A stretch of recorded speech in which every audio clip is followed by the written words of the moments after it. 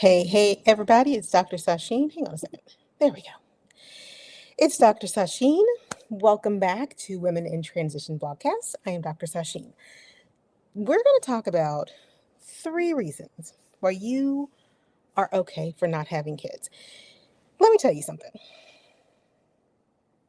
It isn't often that one of my shorts gets kind of a lot of attention, but for some reason, whenever I talk about women choosing not to have kids, and I mentioned that there is a freedom and a flexibility to being childless or having just one child. Woo, the pushback, the pushback. It is crazy how many people get really upset at a really neutral statement. Didn't say it was bad if you had more kids, just pointed out that economically speaking, physically speaking, financially speaking, emotionally speaking, if you have decided not to have any children, or you've decided to keep your family to a child of one, you have different circumstances. It just is what it is. I mean, like people who are yelling and screaming at me in comments about how lonely people are going to be, you're going to die alone and no one's going to love you. And I'm just like, have you seen all the literature on parental and child alienation? Have you watched any of the movies that deal with the issue, rather poorly most of the time, of parental and child alienation? And you're trying to tell me that it is a bed of roses, all of it. And even if it's not, it's better than the alternative. Here's why I'm here to tell you that it may not be better than the alternative. Okay? So Dr. Sasheen, if you're new to the channel, welcome. Glad you caught me. If this is your first video with me, I'm not here for a long time, but I am here for a good time. And usually I try to give you something to nibble on, chew on, tear apart, and think about as you are winding your way through the Gen X transition years, because that's where we are, the Gen X transition of life. So my Gen X sisters, some of you have decided to stay child free. Some of you have one child, had one child early in life, later in life, and are like, and I'm not doing that again. I fall in that category. Some of you have more than one kid. No one is telling you that this is not okay. But I am talking to the women today who don't want kids or who want one child and then said, yeah, I'm good. I don't have to do that again. And that's okay. So if you are a woman and you are constantly being asked, why aren't you going to have kids? Why aren't y'all going to expand your family? As if you and your significant other couldn't possibly be just plenty. Um, when are you going to have kids? And if you've reached the age of 30, the pressure. If you reach 40, the pressure. And then you reach 50 and people are like, well, I guess you're just not going to have any and you're just going to be sad and lonely and destitute and die alone. Okay, all that to the side. We're going to put that on the back burner. Why is it okay to not want kids? Reason number one, kids are hard. Kids are expensive and they're hard. And you need to reconcile a lot of your own drama and trauma before you have kids.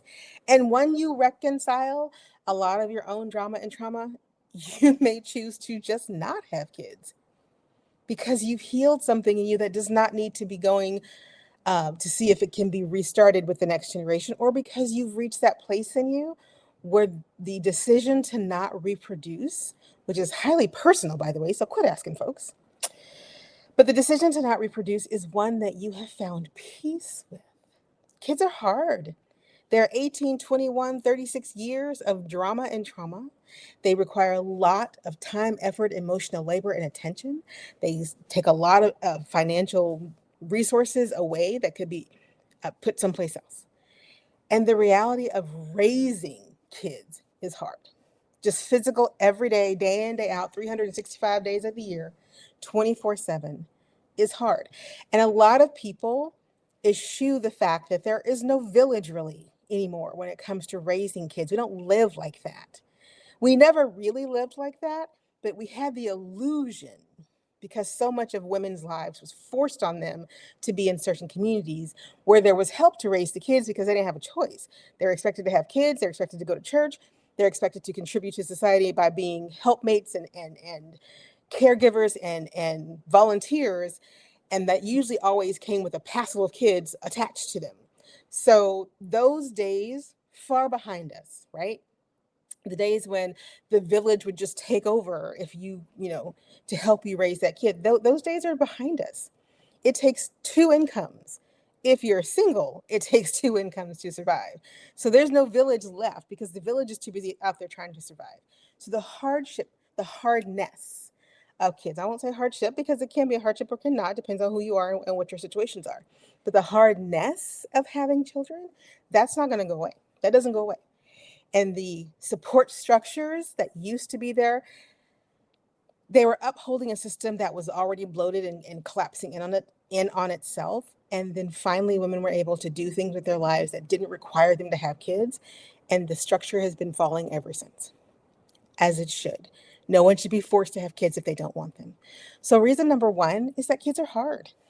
24/7, 365 days of the year, no village. No village. Because I don't know about you all, but most of the boomers, grandparents, ain't looking to raise y'all babies. Gen X parents ain't looking to raise nobody else's babies if they're not raising their own. So that's number one. The second reason that you are right not to want kids is because of your dreams. The second reason it's okay to say, I don't want kids, is because you want to pursue your dreams. And pursuit of you is an inherently selfish endeavor. And it is one that we don't think is appropriate for some reason for women, that we will give men a lot of grace to be selfish in the pursuit of that dream. We hold women to this really unrealistic standard that says you can pursue any dream that you want to as long as you save room for them babies.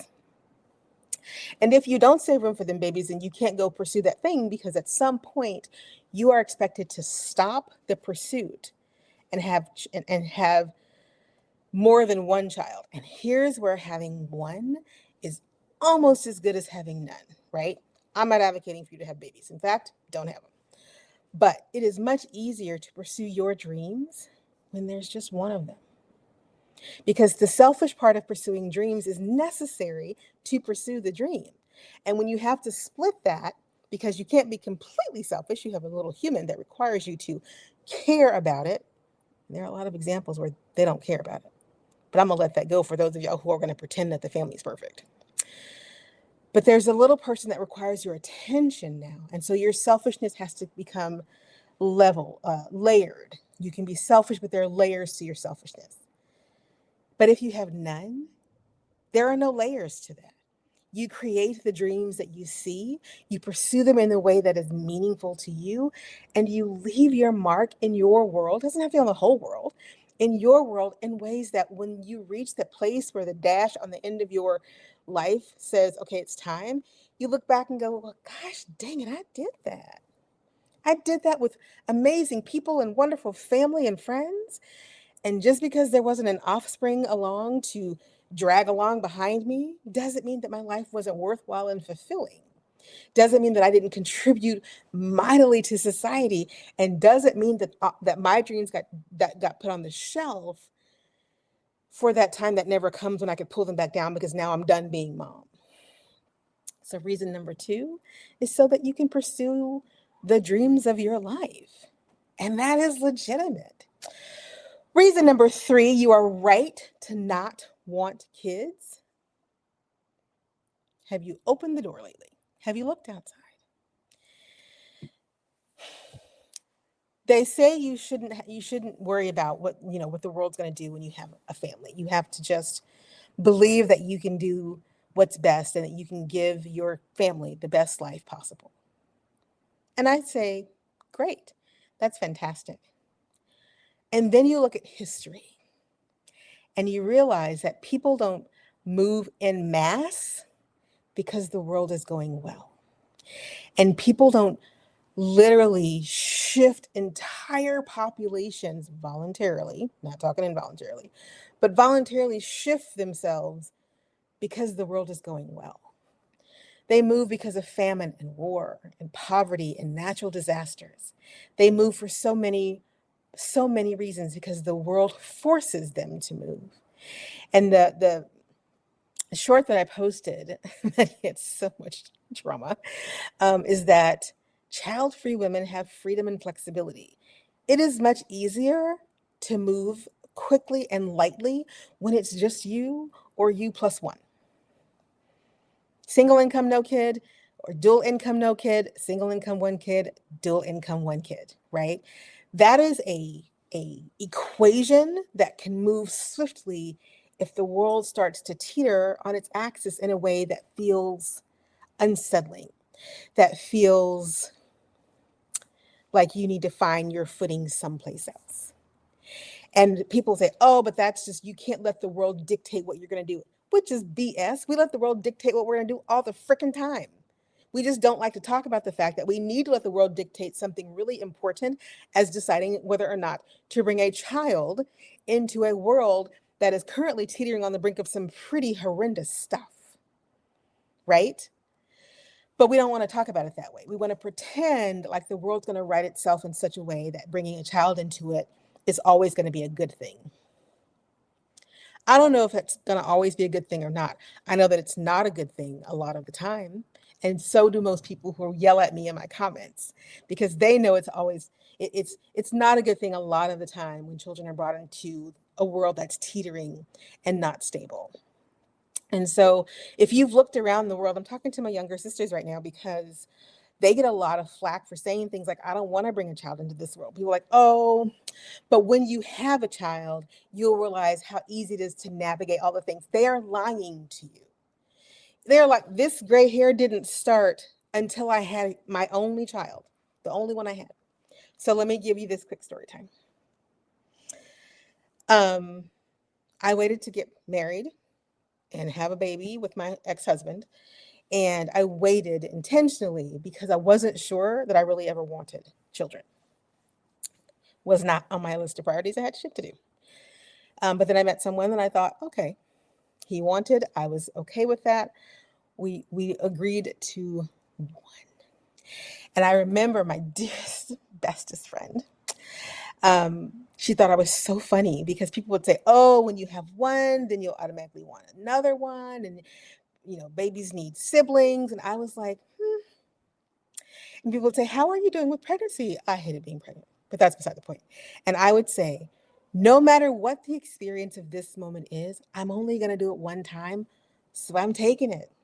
And it was a horrible pregnancy. I was sick all the time, but I didn't care because I knew that this was it, that there was no other time that I was ever going to have this experience because I was never doing it again. Because I already knew that I was only built for one. I was only built for one. I had waited my whole life and I'd gotten to a place where I said yes, with the understanding that I had lived some and I was ready to expand my life to accommodate a family, a husband and a child, and that I could take care of those things and incorporate them into my world in a way that didn't require me to subsume myself under them. They were a part of my world, not my whole world. So I had one. That's it. No more. Best decision I ever made. He's the greatest kid ever. Love him to pieces. He was not going to get a sibling out of me. It was not going to happen. But what I learned through my own life was that being selfish enough to recognize who I was and to know myself was the best gift I was going to be able to give to my son, to my child, to my son. When you are young, people will pressure you into thinking that children are going to give you an identity. They are not. They're just going to give you a label. Your identity won't come until you figure out who you are outside of those labels. And Gen X, we already know because a lot of my Gen X sisters got pushed into having kids really early, really early. And once the label of mom is over, they're left asking themselves, okay, so who am I now and what am I supposed to do with myself? I've had to work. I've been a worker. I've been a mother. I might have been a spouse. I've been a caregiver, but who am I? And by remembering, go back to number 2. that being selfish allows you to answer the question of who am I in a way that doesn't hurt anybody else. So not having kids in the mix makes perfect sense because there's no one else to be that you have to worry about. Why are you worrying about yourself? Now somebody's going to come into the comments and be like, "But Dr. Sashina, I don't understand what you're saying. Are you saying that I shouldn't want children?" No, absolutely not. If you want to have kids, knock yourself out. But I know for a fact, because I read my own comments, that there are a lot of women, probably more women than are even talking about it, who are quietly deciding they're just not going to have kids. They're not going to do it. They're looking around their life and they're realizing that if I ever wanted kids, I don't know that I still do. Reason number 3. They're looking around their lives and going, if I do have kids, I don't know, man. Like there's so many things I want to do. Reason number 2. They're looking around at other people going, gosh, ooh, this is hard. That looks hard. That looks hard. Reason number 1. And it is hard. And people are going to yell that we're selfish and we're the populations are going to die out. Maybe they will, maybe they won't. I doubt it. There's almost 8 billion people on the planet. Population ain't going nowhere. But what is dying out is the belief that women's only purpose is to procreate, that our only true birthright is motherhood, because it is not. And it never was. It was simply if we want to keep a population of people going, it might be helpful if 2 people came together and made babies. When it became a woman's job, but a man's prerogative, then it became a problem. Then all women were baby makers and men had all the power. And that is not what we're dealing with anymore. So if you've been on the fence about whether or not you should have kids, stay on the fence. You ain't got to calm down. There's no rush. If you've made a quiet decision that it's just not for you, it's not for you. Don't tell anybody and don't worry about it. And if you're that person who keeps asking your single or coupled friends when they're going to have a baby, don't you want to have kids? Stop it. You're annoying everybody. Just cut it out. No one likes you. No one likes the pressure that you're putting on them to fulfill your expectations of what they should be doing. Single, no kid, income, dual income, no kids. Single with 1 kid, income, dual income, 1 kid. You are in a position of freedom and flexibility that others simply don't have the luxury to be in, right? And I admonish you to think about why you need to justify having no kids or having 1 kid to people who are not going to help you raise them, who are not going to be there 24/7, 365 days a year, and who are more than likely going to try and restrict your life, because you have them, instead of helping you gain more freedom because you chose not to. Dr. Sasheen, please click like, subscribe, and share. I'm trying to get the channel to over 1,000 subscribers, and we're getting there. We're at 600 and something at the moment. I really appreciate everyone who's tuned in, everyone who subscribes, everyone who comments, even if it's a comment that I don't appreciate, unless you're just being wildly inappropriate and a jackass, in which case I just block you. Like, seriously, there are a billion YouTube channels. Go play on somebody else's page. But if you leave a sincere comment, I do respond. I appreciate the time that you take to watch these videos. I appreciate you. So click like, subscribe, and share. Make sure you subscribe to the channel and turn on all the notifications so you can get me when I'm going to get a video or when I go live. That's it for the moment. Take care, everybody. Bye.